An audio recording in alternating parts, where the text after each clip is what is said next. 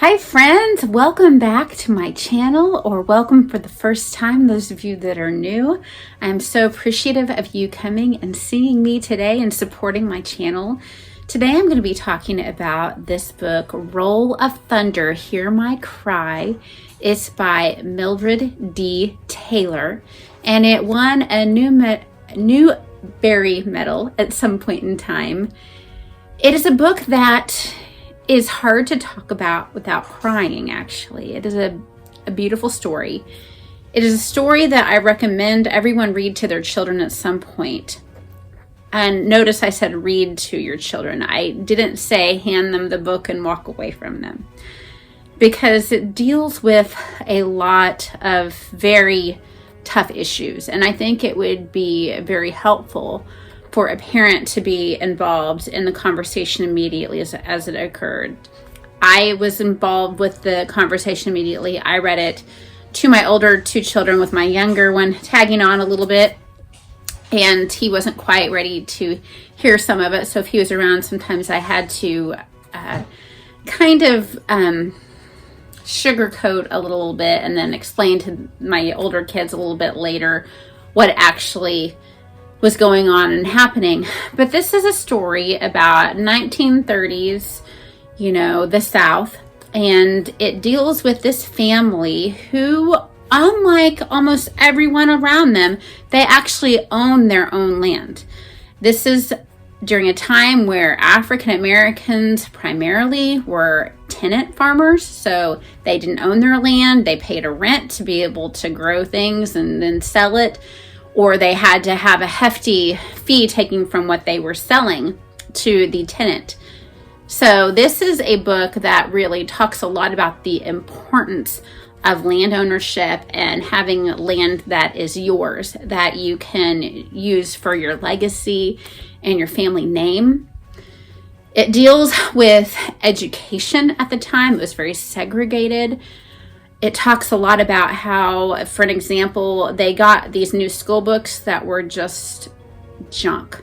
And the teachers, the African-American teachers, a lot of them there were telling the kids when they were disappointed, well, you should just be grateful that you get any leftovers, that the white people kindly allowed you to have leftovers. This main character, Cassie, her mama is a teacher at the school, and she doesn't feel that way, and teaches Cassie not to feel that way either. It's a good family dynamic. The dad is a strong male figure in the family. Unfortunately, he does have to be away working on the railroad a lot of the time, but the book makes sure we know that he is a strong husband and a strong father figure, which I believe is so wonderful to have in a story. But another part of the book that it really, just got me was this young lady, Cassie. She goes with her grandmother to sell their wares in town, and she and another white girl bump each other, and all heck breaks loose. And Cassie is expected to basically bow down to this little girl, call her miss, treat her, like she's so remorseful that this accident has happened when it was really the other little fault. And it just, as a mother, just imagining this happening to my child was just heartbreaking. I don't want to make it sound all doom and gloom, because I do think it does a pretty good job of keeping this age appropriate.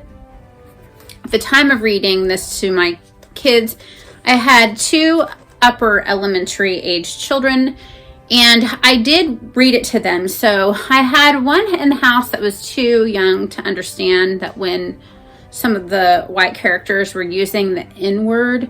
It wasn't throughout the whole book, but there are some instances. I chose, because I had a little one in the house, to eliminate that word. It's important that your kids are educated on the nastiness and the awfulness of that word. Also, I did, because I had a little one around, there was a lynching that I had to gloss over. It was definitely written age appropriately anyway, but since I had, at the time, a kindergartner in the home, I had to definitely just be really careful that we didn't have bad dreams. But I think, like I said, this is a book that you should read with your children. Unless you have a high schooler, then they should be able to handle this. But even so, you always want to have discussions about books like this. The book is not just all doom and gloom. It does deal with some serious issues, but it also just shows you the hopefulness that came out of this family and their togetherness and their hard work and their love for one another. So I hope that you will give this book a chance. It is a very important one, and it is one that will touch your heart. It is one that your children will never forget as long as they live.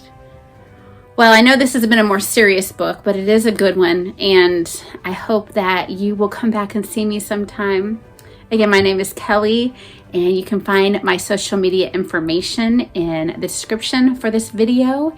Kelly Reads a Lot on Instagram and Facebook, and I hope that you read a lot. Have a wonderful day.